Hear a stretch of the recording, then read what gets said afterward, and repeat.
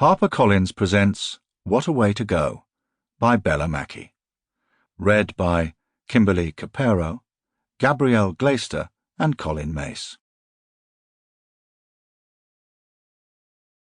For Lizzie. N.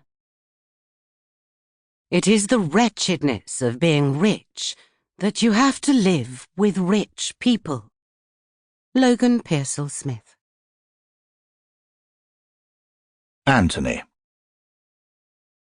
Looking back on it now, I wouldn't change much about the night I died. If you ignore the ending, and obviously I can't, it was a pretty fantastic evening.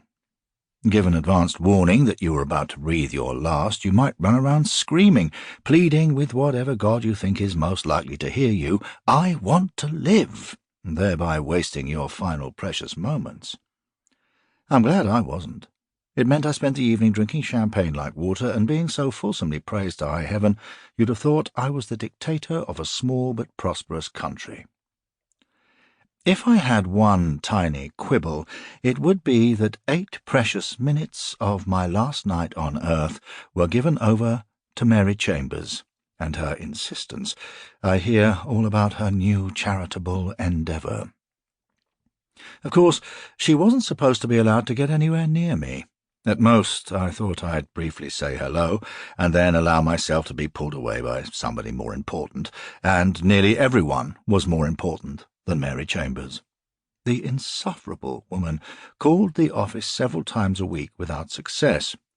I never once returned the calls, not that she took the asteroid-sized hint. She'd been left a devastatingly large fortune by her husband when he died last year. Fell off his yacht in the middle of the night, near Portofino. That made the collective eyebrows raise, I can tell you. Especially those of his daughter from a previous marriage, who was incensed to find that her name wasn't in the will, and unsuccessfully sued Mary for her share. I knew how desperate she was to invest with me, and the sheer bulk of her fortune tempted me a few times, but I always ended up resolving to say no. The woman was too nosy, too inquiring. I needed investors who didn't prod and pry, and that was Mary's entire raison d'etre. If Mary Chambers had anything to do with her husband's death, as his daughter kept loudly insisting, I would have found her much more interesting, but she didn't have the foresight. Truthfully, John Chambers was a bad drunk who staggered under the weight of his enormous girth and fell overboard.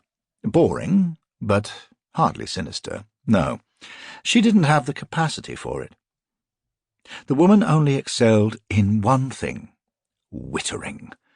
But she made the cut. Somehow my wife thought it was important she be there. She's on the board of the Lamcusi Foundation, I was informed, as if that made all the difference. My big mistake was to take drugs before the dinner. After was expected, even encouraged, but before, it made me sloppy. In my defence, I'd been as stressed as a person could ever be, and I'd felt a burning desire to let loose. I'd looked around at the gardens, glittering and impossibly beautiful, and I'd finally felt a rush. Olivia had gone all out, and as much as I'd been annoyed by the months of preparation, the place looked fantastic. We'd begun down by the lake, decked out to look like a Midsummer Night's fairy tale. Hundreds of big glowing orbs were woven throughout the branches of the trees which surrounded the water. A soft light, just as my wife had hissed at an organizer earlier who'd made the mistake of adjusting the bulbs too brightly.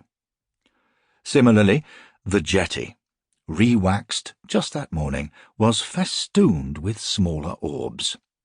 Even more stood on spikes around the banks of the lake. The crowning glory, though, was an enormous glowing orb which had been dropped into the bottom of the lake by 10 strong lads that morning. My wife had had a vision, you see, of water lit up from above and below. And given how much we were paying the planner, there was no way to tell her it wouldn't work. Sample complete. Ready to continue?